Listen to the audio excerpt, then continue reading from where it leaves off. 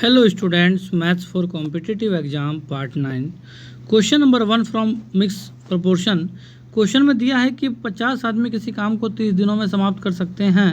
यदि प्रत्येक 10 दिन पर 10 आदमी काम छोड़ते जाएं तब काम कितने दिन बाद समाप्त होगा।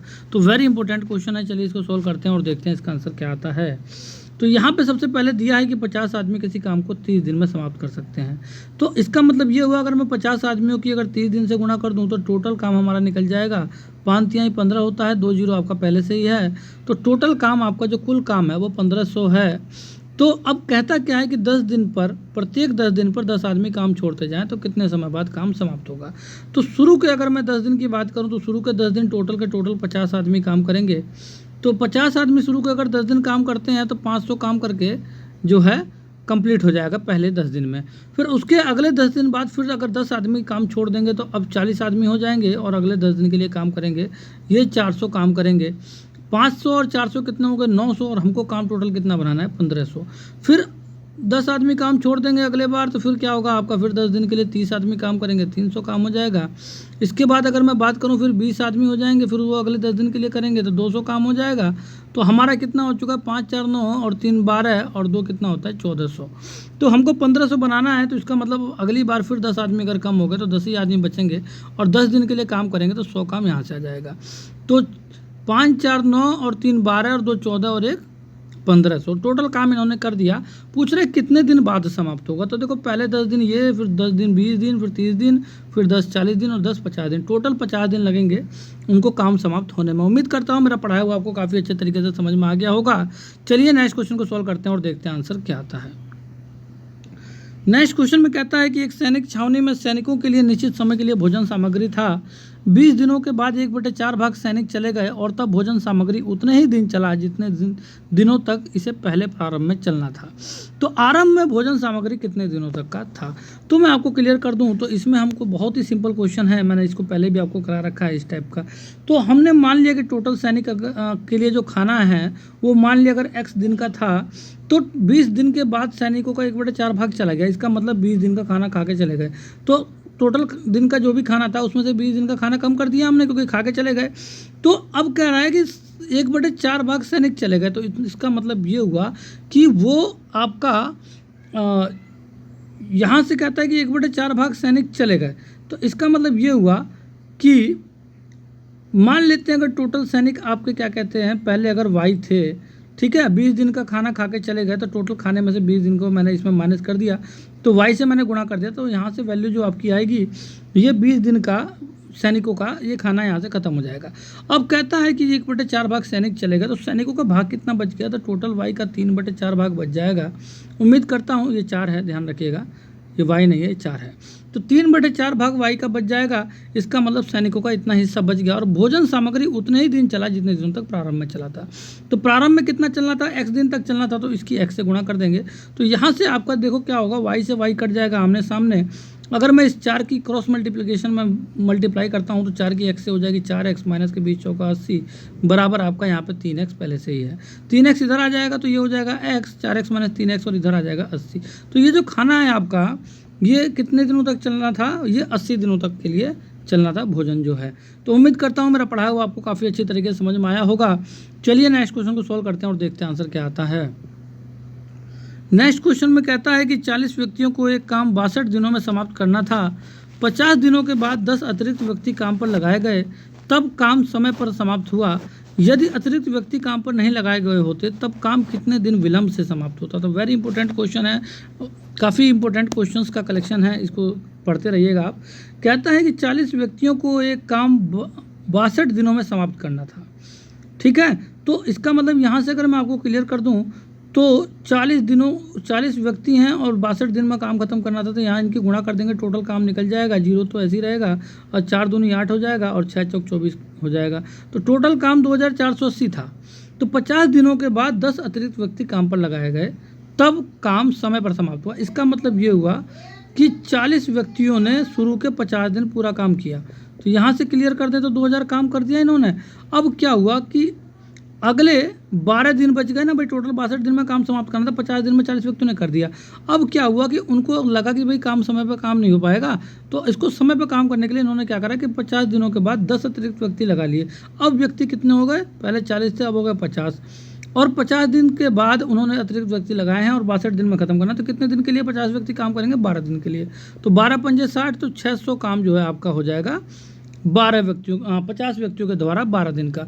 तो टोटल काम यहाँ से कितना निकल गया आपका 2000 और 600 कितना होगा 2600।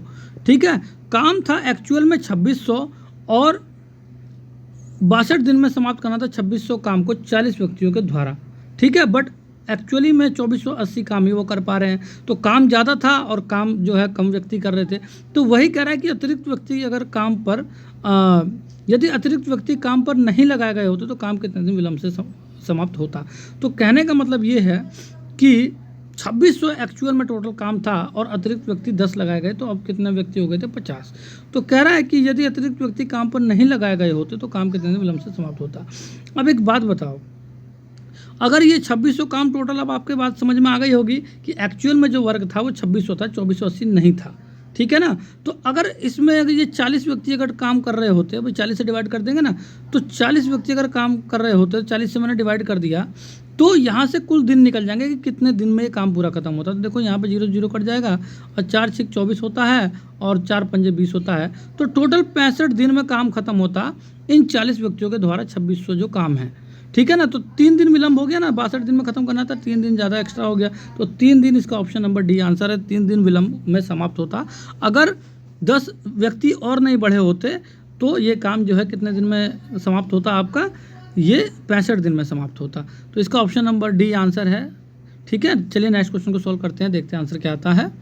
नेक्स्ट क्वेश्चन में कहता है कि 70 आदमी को एक काम 60 दिनों में समाप्त करना है, 45 दिनों तक उस काम का 40% भाग ही पूरा हुआ, शेष काम को समय पर समाप्त करने के लिए कितने अतिरिक्त आदमियों की आवश्यकता होती। तो कह रहे 70 आदमी को एक काम 60 दिनों में समाप्त करना है, 45 दिनों तक उस काम का 40% भाग ही पूरा हुआ, शेष काम को समय पर समाप्त करने के लिए कितने अतिरिक्त आदमियों की आवश्यकता होती। तो कहने का मतलब ये है कि 70 आदमी को 60 दिनों में समाप्त करना है काम। ठीक है, तो अब इसमें कह क्या रहा है कि 45 दिनों तक उस काम का सिर्फ 40% ही काम पूरा हुआ है। तो इसका मतलब अगर मैं बात करूं यहाँ पे, तो 45 दिनों तक उसका सिर्फ 40% काम पूरा हुआ है, इसका मतलब 2/5 हिस्सा पूरा हुआ है।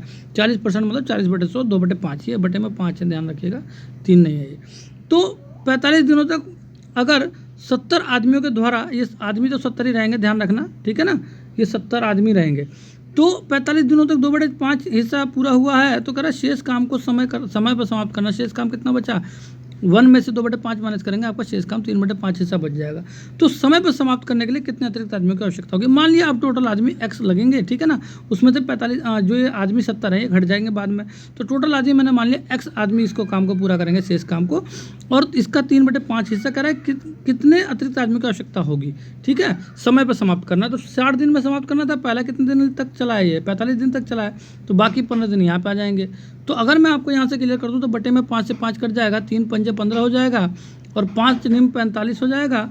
अगर मैं 2 से काटूँ तो 35 बार में चला जाएगा, 35 निमा कितना होता है, x की वैल्यू हो जाएगी 35 गुणा 9, तो 5 निम 45 का 5 करे 4 और 9 तिया 27 और 4 कितना होता है 31। तो 315 आपका यहाँ से आया है कि टोटल व्यक्ति जो होंगे 315 होंगे, और उसमें से आपके जो 70 आदमी थे उसको माइनस कर देंगे तो आपका अतिरिक्त व्यक्ति आ जाएंगे। तो यहाँ पे अगर मैं क्लियर कर दूँ तो 5 आपका एज इट इज़ रहेगा और 11 में 7 किया कितना बचेगा 4 और 2 आपका एज इट इज़ रहेगा, 245 जो है इसका ऑप्शन नंबर बी आंसर है। तो इसमें अतिरिक्त 245 आदमियों को ज़रूरत है जिससे कि शेष काम समय पर समाप्त हो जाएगा। उम्मीद करता हूँ मेरा पढ़ा हुआ आपको काफ़ी अच्छे तरीके से समझ में आ गया होगा। चलिए नेक्स्ट क्वेश्चन को देखते हैं और देखते हैं आंसर क्या आता है।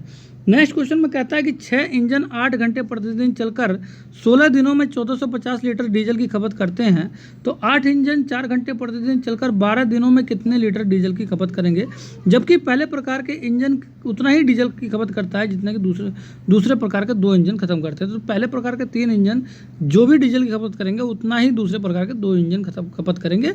ये इसका जो है एक इन्होंने कंडीशन दे रखी है। तो यहाँ से अगर मैं क्लियर कर दूँ तो आपको पता ही है MDH का फार्मूला तो पता ही होगा। तो पहला क्या है कि भाई इंजन होगा 6, 8 घंटे काम कर रहे हैं और 16 दिन तक कर रहे हैं, और डीजल की जो खपत है ये आपका वर्क हो जाएगा 1450 लीटर। फिर क्या कहता है आगे कि 8 इंजन 4 घंटे प्रतिदिन चलकर 12 दिनों तक डीजल की खपत करते हैं, जबकि पहले प्रकार। अब एक बात बताओ, कह रहे कितने लीटर 12 दिनों में कितने लीटर डीजल की खपत करेंगे, मान लिया x लीटर डीजल की खपत करेंगे, बट एक कंडीशन क्या दे रखा है कि जो पहले प्रकार का जो 3 इंजन है वो दूसरे प्रकार के 2 इंजन की खपत के बराबर है। इसका मतलब ये हुआ कि जो इंजन को अगर मैं इंजन को पहले प्रकार का अगर जो 3 है तो दूसरे के 2 के बराबर है, तो इसका मतलब पहले प्रकार का अगर 1 होगा तो दूसरे प्रकार का कितना होगा, 2/3। तो पहले प्रकार का 1 की जगह पे 2/3, यहाँ पे मैं 2/3 पुट कर दूंगा पहले वाले का, मतलब पहले वाले का 2/3 पुट कर दूंगा तो ये दूसरे वाले के फॉर्म में आ जाएगा। दोनों दूसरे वाले के फॉर्म में आ गए। उम्मीद करता हूँ मेरी बात आपको समझ में आ गई होगी। आपकी मर्जी है, आप कोई वेरिएबल ले लो, ठीक है। पहले प्रकार को x मान लो, दूसरे प्रकार को पहले प्रकार को 6x मान लो और दूसरे प्रकार को 8y मान लो, ठीक है ना। तो उससे भी आप यहाँ से जो है x की वैल्यू फाइंड आउट करके और पुट कर दोगे, बात एक ही है। विदाउट वेरिएबल भी हम इसको सॉल्व कर सकते हैं, इसलिए मैंने 1 की वैल्यू पुट कर दी यहाँ पे। तो यहाँ से देखो 3 दूनी 6 हो जाएगा, और देखो 4 से 2 दूनी 4 खत्म हो जाएगा, 8 से 8 खत्म हो जाएगा, और आपको मैं क्लियर कर दूँ तो 4 तिहाई 12 होता है और 4 चौक 16 होता है। तो x की वैल्यू कितनी आ जाएगी, 4x बराबर हो जाएगा 3 गुणा 14 50, और 4 से अगर मैं इसको काटूँ तो 4 तिहाई 12 होता है, 2 बचेगा, 4 6 24, फिर 10 बचेगा, फिर 4 दूनी 8, फिर कितना बचेगा 4 पंजे 20। 3 से गुणा कर देंगे आपका आंसर आ जाएगा, तो 5 तिहाई 15 होता है, आपका 1 हो जाएगा, 3 दूनी 6 और 1 7, और आपका हो जाएगा 6 तिहाई 18 का 8, कैरी 1, 3 तिहाई 9 और 1 10। तो 1087.5 जो है लीटर डीजल की खपत करेगा आपका, ठीक है। पहले प्रकार का कहता है ना कि दूसरे प्रकार का जो इंजन है वो कितना डीजल की खपत करेगा, तो 1087.50 जो है इतने रुपए के डीजल की खपत करेगा। तो इतना जो है आपका डीजल टोटल जो है आपका खपत करेगा। लीटर है, यहाँ पे लीटर है, ये रुपए नहीं है, लीटर है, ठीक है ना। तो 1087.50 है, मतलब कि 1087 लीटर और 500 मिलीलीटर जो है लीटर जो है आपका डीजल की खपत करेगा। उम्मीद करता हूँ मेरा पढ़ाया हुआ आपको काफ़ी अच्छे तरीके से समझ में आ गया होगा। अगर आपको कोई भी प्रॉब्लम लगती है तो ज़रूर कमेंट करके बताइएगा, उसको क्लियर करा देंगे। Okay students, bye.